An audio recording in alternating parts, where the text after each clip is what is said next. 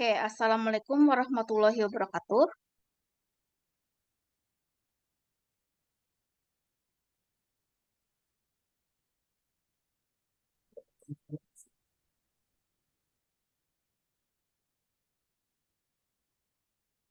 Halo, halo.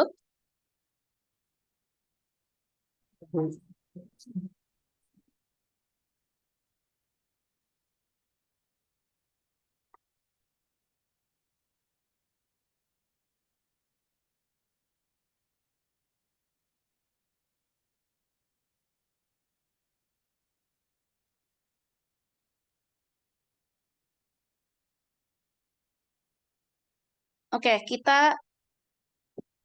hari ini kita akan adakan seri sinkron ya untuk persiapan UTS-nya. Nah, UTS itu akan dilaksanakan di minggu depan ya, sesi ke-8 sampai sesi 8 itu dari tanggal 4 Desember sampai 17 Desember.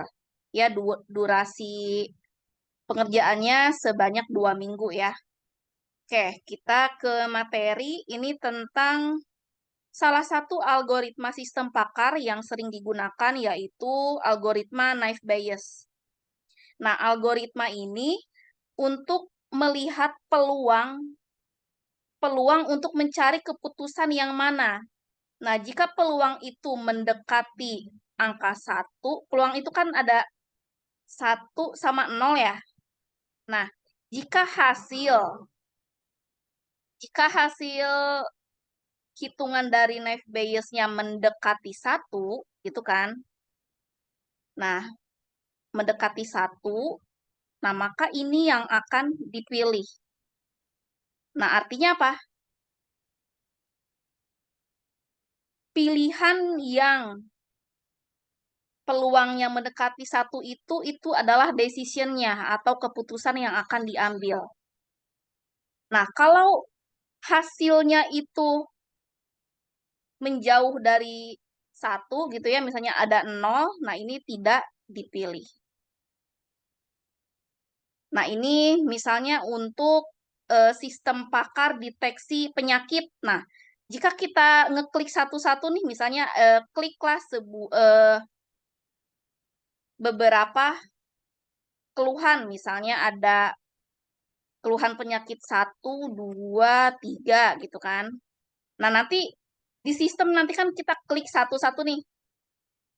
Klik pertama, kedua, dan ketiga. Nanti pada saat klik proses, nah proses ini nanti akan menghitung algoritma naive Bayes di sini. Nah, apakah nilainya 0,9? Nah, kalau 0,9 maka penyakit apa? Gitu ya. Kalau 0,1 berarti tidak terdeteksi penyakit yang ditentukan. Itu ya, itu secara konsep garis besar dari algoritma naive Bayes. Baik, berarti kan ini menentukan peluang paling tinggi untuk menentukan sebuah keputusan. Nah, ini kita lihat lagi. Ada ini ya, simple naive Bayes classifier merupakan salah satu metode klasifikasi. Berarti pengkelasan ya. Klasifikasi itu kan ada kelas 1, kelas 2. Nah, ini disesuaikan dengan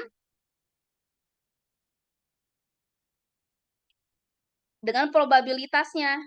Nah, di sini berpeluang sederhana yang berdasarkan pada penerapan naive Bayes. Nah, ini ada asumsi antar variabel penjelas atau saling bebas. Nah, algoritma ini memanfaatkan metode probabilitas dan statistik yang dikemukakan oleh ilmuwan Inggris. Nah, ilmuwan Inggrisnya namanya Thomas Bayes. Nah, ini bisa untuk membuat prediksi probabilitas di masa depan berdasarkan pengalaman di masa sebelumnya. Jadi kalau TA-nya untuk memprediksi boleh menggunakan algoritma naive Bayes. Oke, ini ada 2 kelompok peneliti. Yang pertama oleh Pentel, dan Lin, dan yang lain oleh Microsoft Research. Nah, ini dua kelompok peneliti ini memperkenalkan metode statistik Bayesian ini pada teknologi anti-spam filter. Nah, berarti algoritma ini populer nih pendekatannya yang dilakukan oleh Paul Graham. Jadi awalnya itu Thomas Bayes dulu nih yang mengungkapkan adanya Naive Bayes classifier, lalu dikembangkan oleh dua kelompok peneliti. Nah, selanjutnya ada pendekatan yang terbaru lagi oleh Paul Graham. Nah, ini ada rumusnya nih, rumus Bayesnya. Nah, seperti ini. Ada peluang ya, P atau probabilitas dalam kurung A atau B. Nah, ini ya. Jadi antar dua variabel aja nih dibandingkan. Nah, artinya peluang kejadian A sebagai B ditentukan dari peluang B saat peluang A. Peluang A dan peluang B. A dan B ini adalah peluang. Nah, ini untuk penerapan Naive Bayes-nya. Misalnya untuk contoh kasus klasifikasi dokumen. Ini bisa menggunakan algoritma Naive Bayes. Lalu untuk deteksi spam atau filtering spam.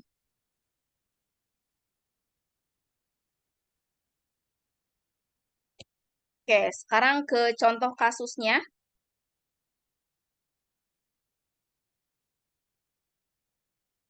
Oke, misalnya terdapat ingin diketahui apakah suatu objek masuk dalam kategori yang dipilih untuk perumahan atau tidak dengan algoritma Naive Bayes. Jadi ini maksudnya kita ini ingin memilih nih perumahan mana yang akan diambil. Kita mau beli rumah gitu kan. Nah, beli rumah kita menggunakan metode algoritma Naive Bayes. Apakah kita menentukan mau dibeli apa tidak gitu ya. Nah, untuk menetapkan suatu daerah yang dipilih sebagai lokasi untuk mendirikan perumahan telah dihimpun 10 aturan. Gitu ya. Nah, ada 4 atribut yang digunakan di kasus memilih perumahan ya. Ada harga tanah per meter persegi. Nah, ini kita ganti menjadi C1 sebagai atribut yang pertama. Gitu ya. Nah, selanjutnya atribut yang kedua itu jarak. Jarak daerah tersebut dari pusat kota. Jadi kan kita harus mempertimbangkan dulu nih apakah jaraknya sesuai gitu kan. Nah, ini menggunakan atribut C2. Lalu yang ketiga ada atau tidaknya angkutan umum di daerah tersebut. Nah, ini kita ganti menjadi C3.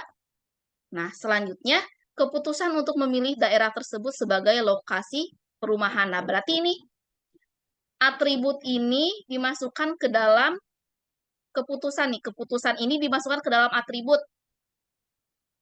Ini menjadi C4. Gitu ya. Nah, jadi sudah ada contoh kasusnya. Nah, ini ada 4 atribut yang digunakan. Rule-nya ada berapa? Ada 10. Nah, berarti yang pertama dilakukan di algoritma Naive Bayes itu kita harus membuat tabel dulu nih. Tabelnya dari mana? Disesuaikan. Aturannya ada berapa nih di soal? Ada 10 rule. Berarti ya udah bikin 10 kolom nih. 10 baris ya. Ada baris ke-1 sampai baris 10. Ini dibuat nih aturan ke. Ya, selanjutnya ada atribut. Atributnya ada 4 kan? C1 harga tanah, C2 jarak dari pusat kota, C3 ada angkutan umum atau tidak, lalu dipilih. Gitu kan? Nah, harga tanah. Untuk harga tanah ini C1 kita buat aja nih.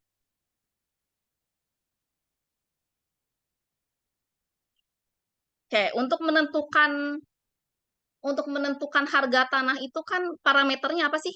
Harga, menentukan parameter harga itu gimana sih?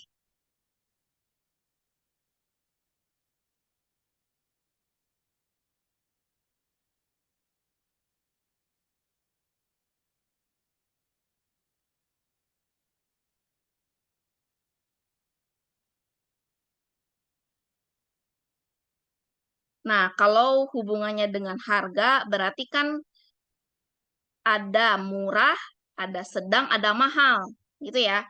Nah, kita buat dulu aja nih, tulis aja murah dulu nih untuk di aturan pertama.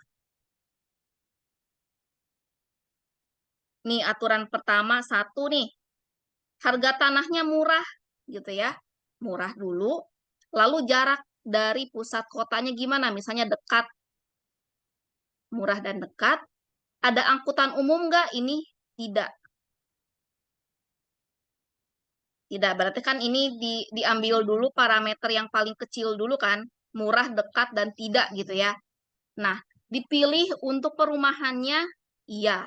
Nah, ini di apa namanya? Semua parameter itu harus bergiliran. Nah, kalau murah, dekat, tidak ini ya. Nah, kalau aturan kedua itu sedang. Nah, kalau sedang berarti dekat, tidak gitu ya. Iya. Lalu yang mahal dulu nih. Kalau mahal, dekat, tidak, iya. Nah, ini fokus ke yang sini dulu nih. Nah, sekarang yang jauh gimana? Ya udah yang jauh juga kita dibandingkan dulu harga tanahnya mahal, jaraknya jauh, ada angkutan umum tidak, berarti maka tidak. Nah, semua parameter ini diisi harus jangan ada yang sama nih isinya. Ada yang sama nggak kira-kira? Murah, dekat, tidak ada nggak? Murah, dekat, tidak ada nggak?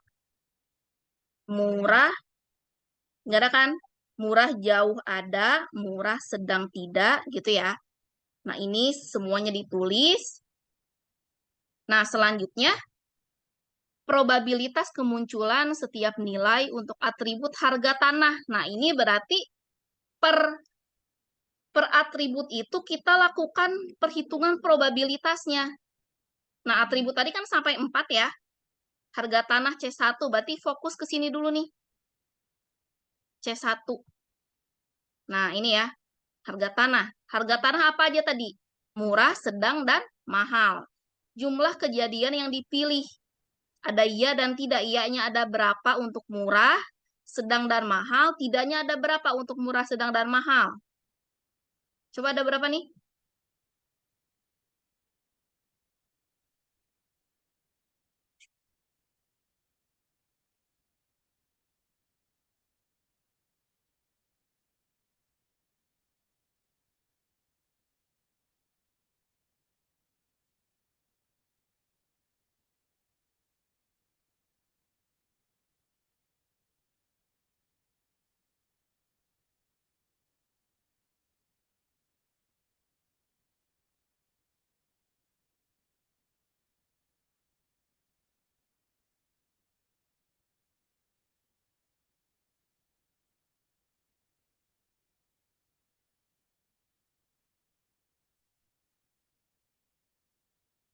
Halo, halo?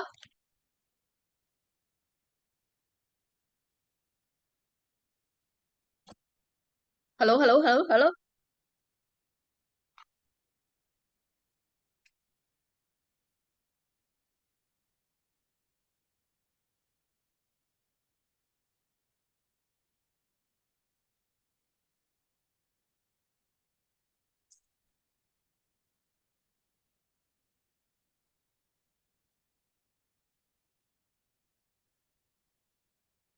Oke, untuk jumlah kejadian yang dipilih nih. Untuk yang murah, murah, harga tanahnya murah, yang dipilih iya itu ada berapa? Ada dua nggak? Coba cek di sini. Murah iya, murah iya satu, ya kan? Murah iya ada lagi nggak? Ini kan dua. Nah, berarti ada dua. Oke, betul. Murah dan tidak ada berapa? Murah, terus yang dipilih 3. Yang mana? Ada berapa? Murah, yang aturan ketujuh ya. Harga tanahnya murah, yang dipilih tidak. Berarti ada 1. Nah, ini tidak tulis 1. Nah, selanjutnya gimana probabilitasnya? Ya udah, probabilitas itu dihitung. Ya-nya ada berapa? Ada 2. Berarti tulis 2 per 5. 5 ini dari mana? 2 per 5. 2 itu dari ya-nya ada 2 per 5. 5 dari mana nih? 5 itu adalah jumlah ya-nya ada berapa? 2 ditambah 2 ditambah 1 sama dengan 5. Berarti di sini 2 per 5.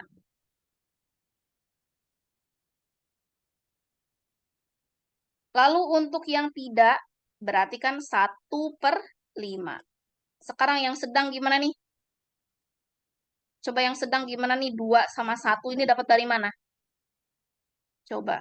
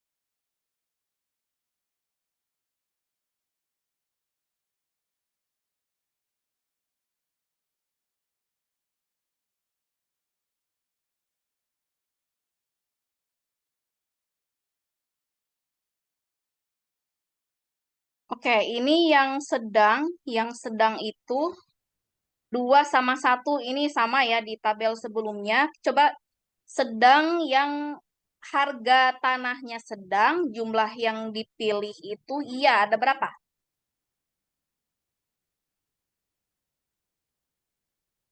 Sedang iya, ini kan aturan pertama 1. Sedang iya ini 2. Ada 2 ya.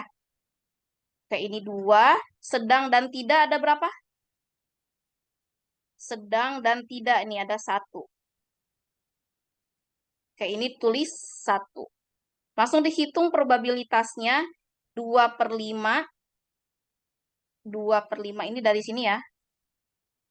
2/5 lalu 1/5. Mahal juga sama konsepnya seperti itu. Semuanya dijumlahkan. Ini juga dijumlahkan 2/5 tambah 2/5 tambah 1/5 berarti 1. Ini juga 1. Nah ini berarti probabilitasnya ada maksimal masing-masing 1 nih. Nah, selanjutnya untuk yang atribut jarak dari pusat kota C2 ini juga sama.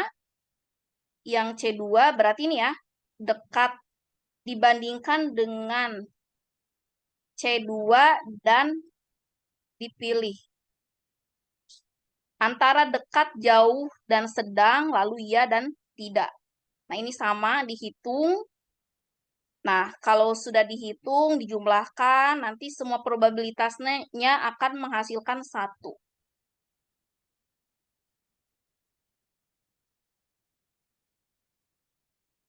Ini juga sama.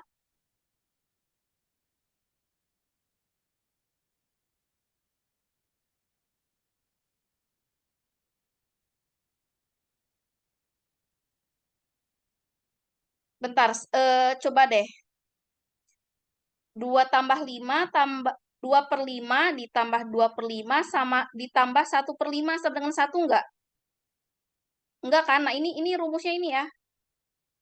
Pakai rumus ini.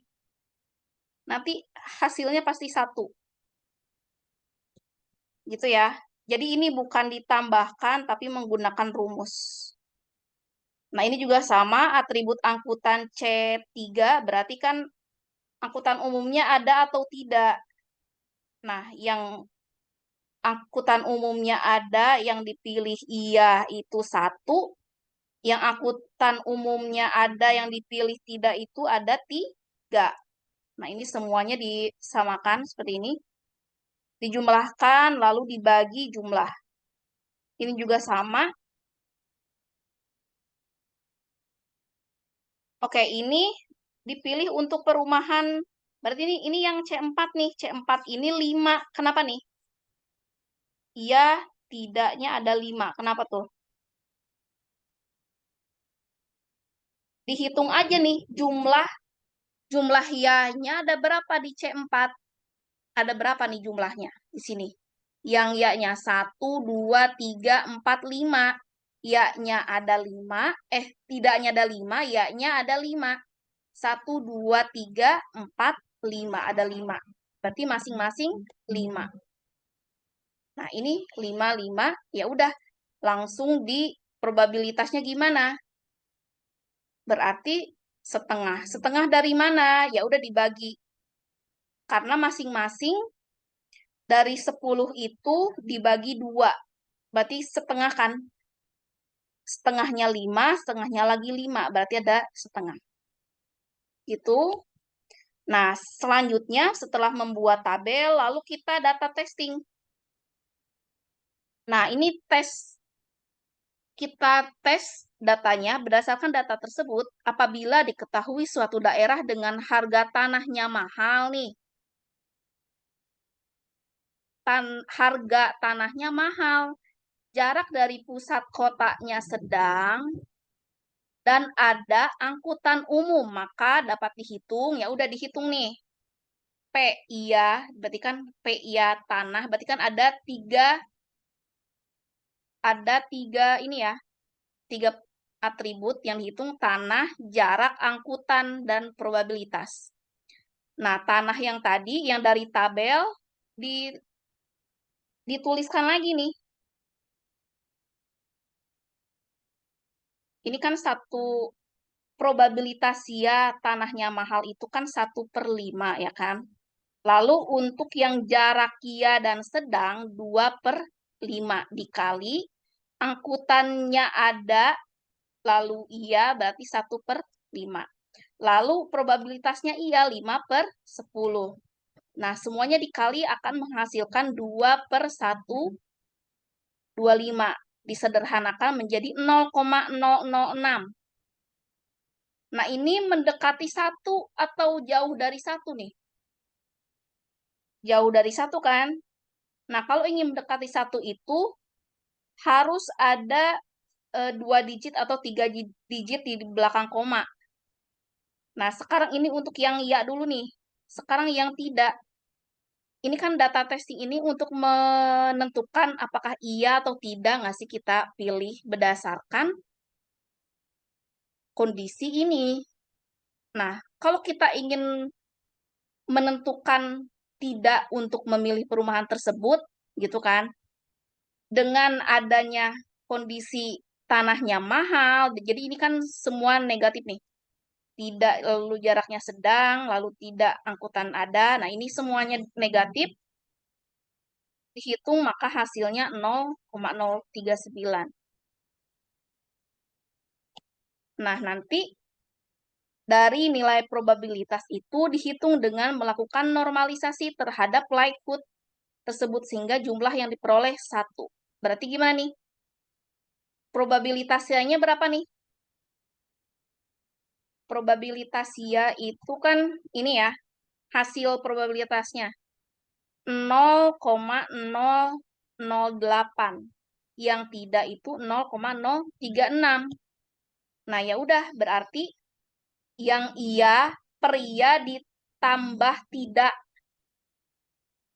Gitu kan? Ini kan iya. Ini iya, ini tidak. Nah, ini dihitung hasilnya 0,182. Nah, sekarang yang probabilitas tidaknya hitung. Berarti yang dihitung itu yang tidak ditambahkan yang iya, lalu ini sama ya. Dan tidak. Hasilnya 0,81. Gedean mana? 0,18 atau 0,81? Mana yang paling besar? Yang paling besar adalah probabilitas yang tidak, karena ini mendekati 1. Maka ini decision-nya tidak dipilih. Klasifikasi tidak. Nah,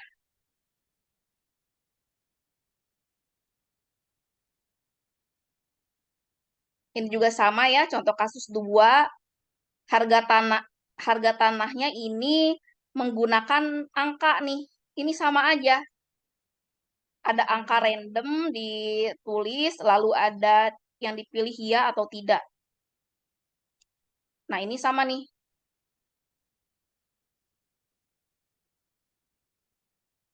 Nah, ini rumus ketetapan ya.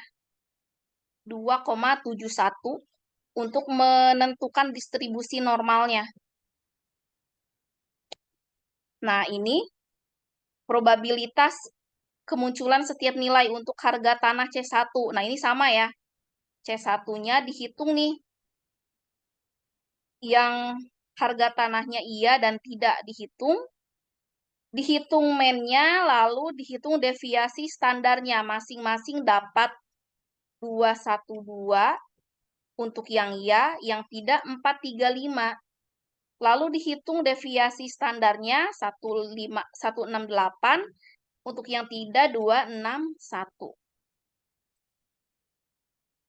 Nah, ini sama untuk masing-masing atribut C2, C3. Nah, C apa nih? C3 juga ini sama seperti kasus yang pertama. Jadi nggak perlu dihitung median dan min dan deviasi. Ini juga sama. Nah, ini langsung dihitung nih rumus yang tadi. Ya, C1-nya 300, 300. 300 iya, 300 tidak. Ini khusus yang C1. Khusus yang C1 dihitung. Menghasilkan ini ya. Nah, nanti untuk yang atribut yang kedua, C2 yang 17 iya, yang 17 tidak. Itu ya. Nanti ditemukan angka ini. Nah, apabila diberikan C1-nya 300, C2-nya 17, C3 tidak, maka nah ini kan berarti data testing ya. Oke, lalu dihitung likelihood iya, lalu likelihood tidak. Nah, ini ya. Yang iya-nya itu kan 0,021 ya. Ini yang iya, ini yang tidak. Ini yang iya, ini yang tidak. Nah, ini dihitung nih. Yang iya dikali C1-nya yang iya semua dikalikan. Untuk yang tidak 0,013. Nah, ini ya, ini yang tidak sama 0,63. Nah, ini dikalikan dengan atribut yang lain. Hasilnya sekian.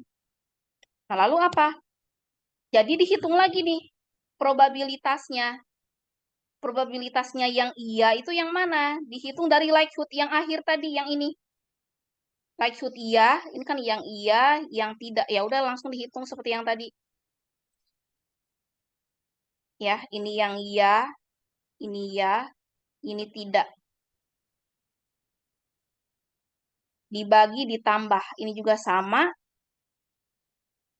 Ini sama ini gedean mana? Gedean yang ini. Berarti hasilnya klasifikasi tidak.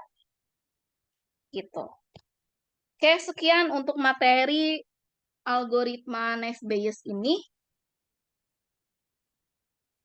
Karena sepi yang ikut Vicon ya, padahal mau UTS, lalu tidak ada interaksi. Ya udah ya, jadi ya silakan dipelajari lagi materinya. Tadi sudah saya jabarkan. Sekian. Ada pertanyaan nggak?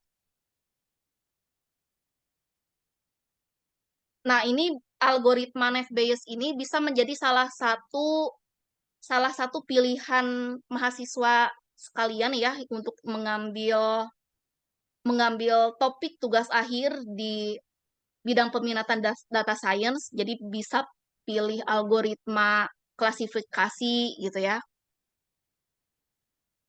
Probabilitas. Nah, ini salah satu algoritma sistem pakar untuk menentukan mana nih keputusan yang akan diambil berdasarkan rule yang akan dibuat.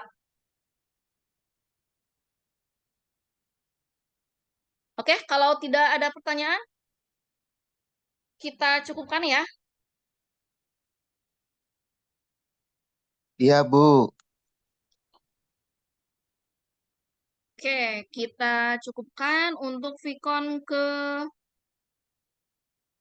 apa nih? Menjelang UTS ini ya. Saya izin print screen.